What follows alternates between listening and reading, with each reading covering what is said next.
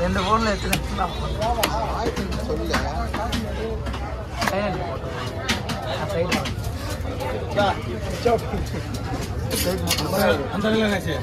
அந்த ரெண்டு பேருக்கு 500 கொடுத்தாச்சா அந்த பொடி தலையா இன்னொரு 200